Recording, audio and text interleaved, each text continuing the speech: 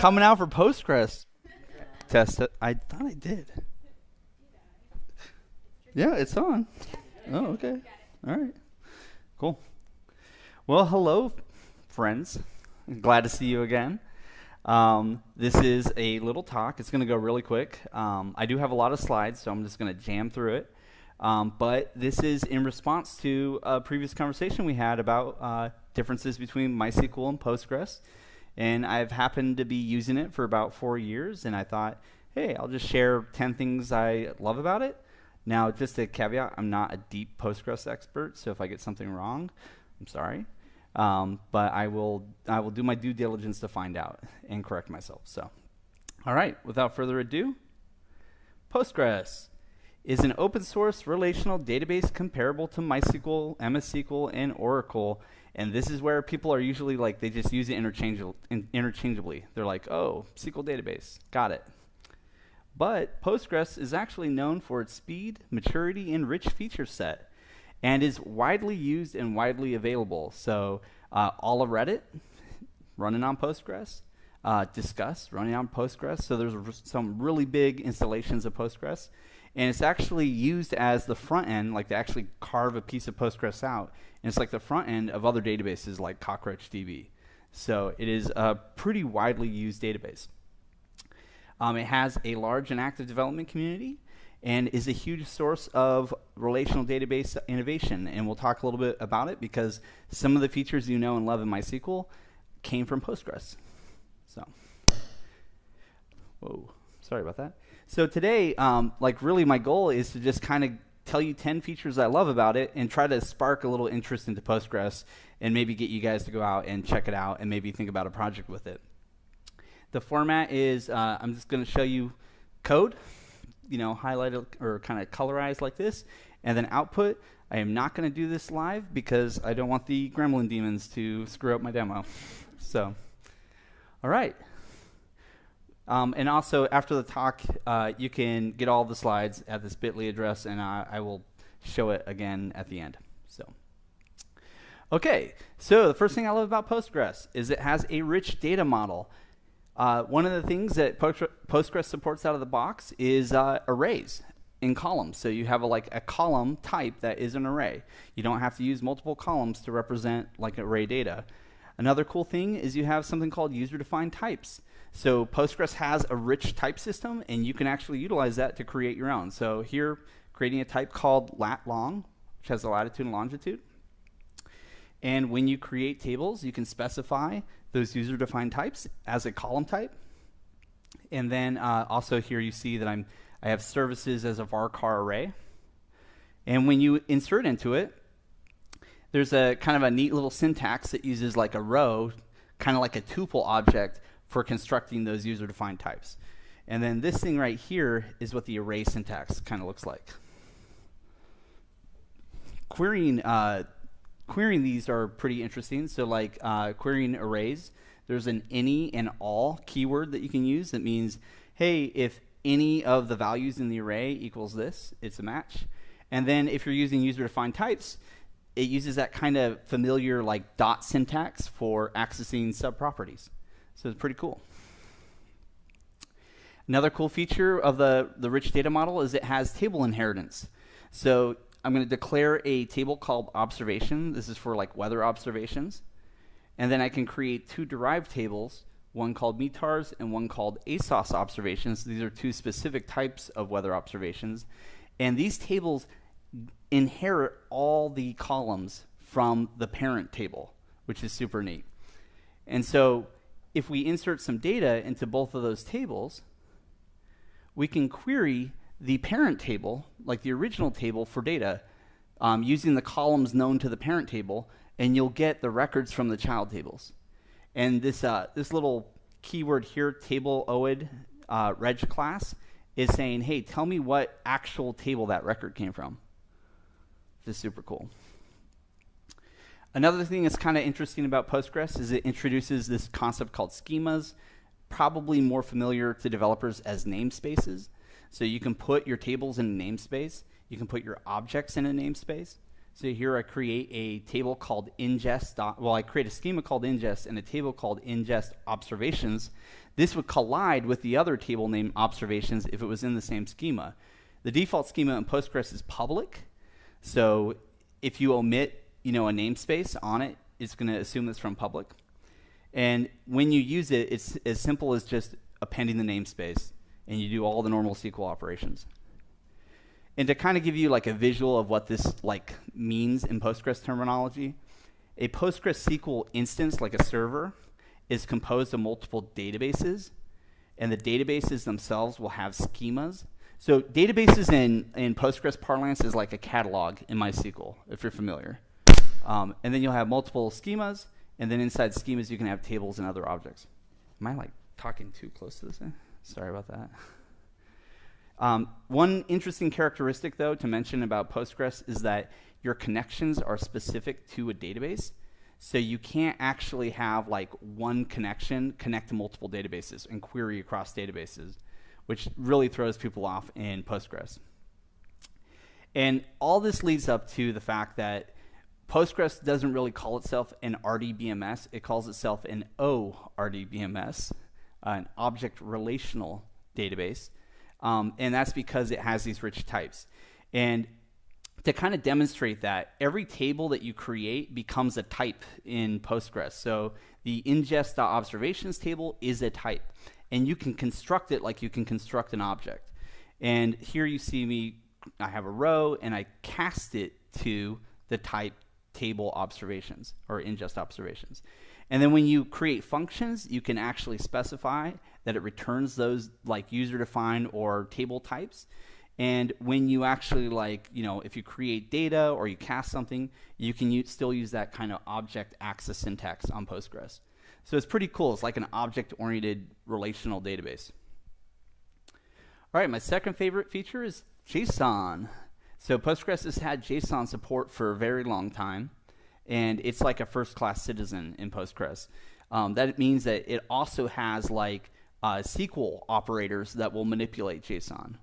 And so this is just like 7 examples of like manipulating JSON in Postgres.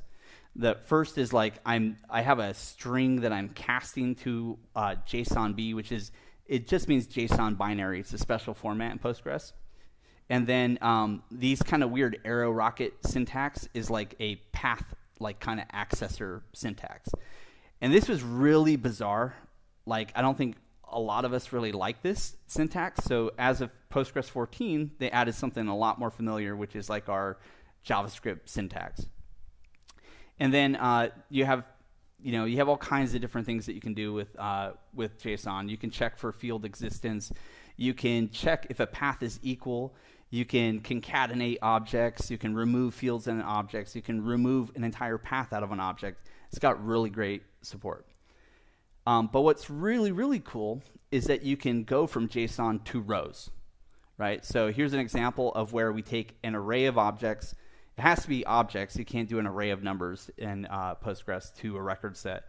But we take an array of objects and we turn it into a set of rows. And you can see that the columns are keyed by the field names. And then you can go back the other way. You can take a set of rows and you can turn them into JSON. So this is the stations table, and it casts or it converts it to JSON, and you now have a record set of JSON. And this is really, really cool if you have to optimize like an API. We had this one case where we had a really complex query, generated a ton of JSON, and we would return JSON from the database, and then we had this really complex query, and we would return regular like rows from the database to the application, and we would then like convert it to JavaScript objects, and then serialize it again to go out. And this operation took us like 30 seconds, right? Every request. It was gnarly. And one of the optimizations that we made was, for this one route, we decided to just convert everything to JSON in the database and just let it go out as a string straight through. And it dropped our latency down to about a second for this really complex query. It was amazing. So it's really powerful, and I recommend it. Okay, common table expressions.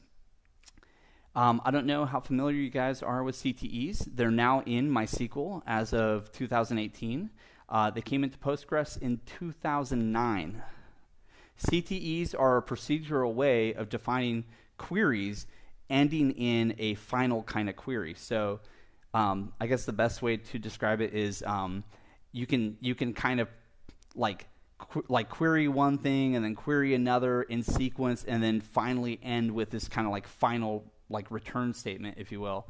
But what's really cool about this is that your queries don't have to all be select statements. So a lot of times what we would do is we do really complex queries, build up kind of what we're going to do for a join, and then do like an update or do a delete. So it's really powerful. Another cool thing I don't know if people are familiar with is kind of constant rows. So here we, instead of actually doing a query against a table, we just said, hey, we have these values and they have these rows. And that's super cool if you're if you have a lot of complex data that you want to send from your application to the database and then use that kind of constant data as a part of a query. All right, materialized views. So materialized views are just like regular views in a database. If you're not familiar with a view is like a canned query, like something that you come up with and you query all the time, and it's just easier to kind of make this query look like a table. What's really cool about Postgres is they have these materialized views, and what a materialized view does is Postgres literally makes a table of your view. So it's like a caching mechanism. So Postgres, you create this view, and Postgres takes its the current data at the time and then creates an actual table and indexes on it and makes this view incredibly performant. And it works just like any other view. You can query for stuff. Now, if you insert data into a table that's used by that view and you query again, it won't update. And this is kind of one of the little gotchas with materialized views, is that you have to refresh them. So they have the performance characteristics because you're pre-caching stuff, but then you have to take control of when to actually refresh them. But they do save people a lot of latency when they're used. And this just shows once it's refreshed, it actually returns the data. All right, the next one, foreign data wrapper. So a foreign data wrapper is Postgres's framework for accessing external and foreign data. And so out of the box, Postgres ships the Postgres foreign data wrapper. And what's really essential about this, and the reason why it comes out of the box, is when I told you that a connection can't connect to multiple databases at the same time, you can use the foreign data wrapper for Postgres to query itself in another database, which seems kind of weird, but it's a very common thing to do if you want to cross databases in a query. But what's more exciting about Postgres querying itself is you have support for querying MySQL and Oracle out of a Postgres instance. You can query Mongo and Cassandra, and you can make HTTP calls. So this is the syntax for adding an extension. So I actually had to roll in some code on my instance and then enable it in Postgres, and that's what this create extension does. But here's an example in SQL of making a HTTP GET call and returning content back. And you're not limited to a simple select statement. We can literally iterate over all the stations and make 6 HTTP GET calls right out of Postgres. And since this is JSON, you can cast it and manipulate it and do whatever you want using the JSON API. In addition to being able to access foreign data, you can use foreign languages. So Postgres has this thing called the Procedural Language Framework. And PLPG SQL, which is the default language, is one of these procedural languages. But also out of the box comes Tcl, TCL, Perl, and Python. And then there's also support for things like the V8 runtime and other things. I actually tried to install the V8 runtime. It's one of the most popular extensions, and I could not get it to work. I could not build V8 for some reason. But as an example, I used Python. And so since we were doing weather data and I wanted to parse METARs, I decided to pull in a METAR parsing framework. So I used pip install to bring over this framework. And from Postgres, I can literally import that library and call Python. And one thing to notice here is that I create a function called parse metar, and it returns metars, which is one of the tables we defined. So it's strongly typed both ways, right? So we run some Python code, and we return a map, and that map maps to what a metar is. And here you can see it in action, where we call the function and we pull back properties off of it. Full text search.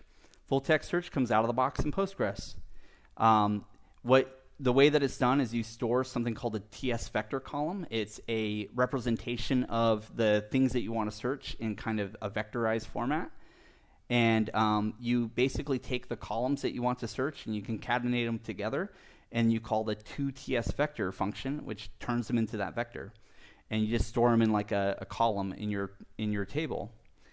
And then when you want to search it, all you do is you target that vector column and use this kind of weird at operator and the toTs query. So toTs query takes some like string query and turns it into a vector query. And this shows here that we found all stations that had SAN and airport in it. And what's really cool is it would be really annoying if you had to manually update that column all the time. So there's built-in triggers for it. So here I'm using a what's called a trigger function, which is ts vector update trigger, and I'm saying anytime there's an insert or an update on this row or on this table, I want you to first process it with this trigger and basically give me the vector column and replace name search with that, or insert into name search that vector. And this shows right here, I'm inserting into the table and I'm returning, and you'll see that there's no vector operation, and I'm returning ID, name, and name search, and then you'll see the name, the vector. All right, geospatial. So Postgres is actually very, very famous for geospatial work, and it comes from a side project called Postgres, and I enabled the Postgres extension into my database, and I added a geometry column called geom, and this, I don't really know a whole lot about geospatial stuff, but this sets the like rectification, like what projection system we use, whatever that means. I have no idea. But anyway, what's really cool though is that you can use this thing called make point, which basically turns the Latin long into a geospatial index. And so here we've taken all the lat longs on our station and we've made them geospatial indexes. And then using a CTE here as another example, I say, hey, I want to find all stations within 50 miles of planning center. So there's planning centers lat long, and this actually is converting 1 degree, which is 60 nautical miles, into, so that's where the 69 comes from, and dividing it by 50 to get our actual value here. And basically, we can say, using the std within, we can say, hey, find me any geometries within the center point within 50 miles. And then in addition to that, also calculate the distance between that geometry and the center point. And so this is very fast. And you can see the San Diego airport's about 22 miles away, but Carlsbad Palomar is only about 2. All right, advisory locks. So the last 2 items are more application level features. They're not really useful inside pure Postgres. But most people aren't aware that Postgres actually comes with a distributed locking mechanism, kind of like Zookeeper, or if you're using Console. So if you have 2 application servers and they're like, say, managing like banking account transactions, and you don't want like multiple operations against the same account to happen at the same time, you could obviously use locks in a database, right? Like Postgres is a fully ACID compliant database and could lock the table. But like, let's say that you had like query or like call PayPal and do like multiple things that are outside of the database, and you need to lock all your application servers. Postgres has that out of the box. And the way that it works is you can use this function called pg try advisory exact lock. Exact means transaction. And you give it an arbitrary number. And so you can convert a string to a number or whatever, but however you do it, you give it this number, and Postgres will lock it for all clients in that database and say, all right, and it will tell you, yes, your connection has obtained that lock. And another cool function I learned about for this brief is that you can then sleep in the same statement. I didn't know that you can do that. So this PG advisory unlock, even though it's in the same select statement, doesn't happen until 30 seconds after this guy right here, which is kind of cool. And then I have a second, client trying to acquire the same lock. So I did this in my IDE. And on the right, I executed this first, and it locks. And within like around 7 seconds, I try the other, from another connection, I try the lock, and I get false, telling me it's locked. So we used this at Peachjar like everywhere, and it was a major win for us. We had some issues sometimes where we had load issues, and we would have retries, and the same operation would try to happen like more than once on different application servers. And we had times where we accidentally sent like 3 of the same email to like an individual, and it was a nightmare. Threw in PG advisory locks, and it basically eliminated the issue. It was super cool. All right. And the last thing that you probably don't think you can do with Postgres is you can use it like a message bus. So here's some node code, and basically with the PG client, you can listen for an event called notification. And then you subscribe to whatever notification topics you want, and that's the listen command. So here I'm going to listen for observations. And then from PG, on any kind of query, you can basically call PG notify, the channel that you want to notify, in some arbitrary context. So here I'm saying, hey, on the observations channel, notify everybody who's listening that I'm telling them hello. And in Node, you'll get something like this, hello, right? But what really makes this powerful is if you combine it with mutations. So here I'm creating a function because I have to create what's called the trigger function in Postgres. That's something that trigger can call. But I create this trigger function that says anytime there's an insert on the observations table, specifically the metars table, notify anybody who cares and who's listening. And so, we insert a record, and Node gets told that a new record with ID 7 was called. And so this is a really effective way for managing a cache to basically notify on any kind of database change. So in conclusion, I think you guys saw some pretty cool stuff that Postgres can do. It packs a ton of functionality out of the box, and most of those features are like part of Postgres, but some of them are pretty significant and they come from the extension world.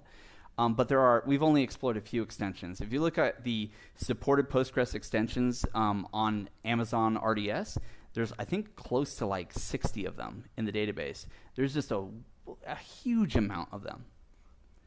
And there's some resources, so that supported extensions I left a link to. Plus, there's some really great documentation and books on it. I really recommend, if you're into space, A Curious Moon.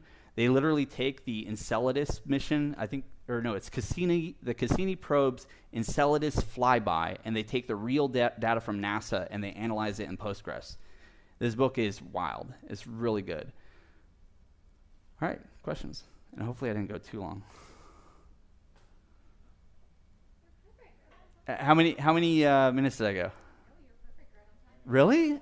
No way. No way. I'm so proud of you right now. Thank you. I have a question. Yeah. Do you want No. the audience needs to hear you. No. Yeah. I'm nervous. I forgot what it was.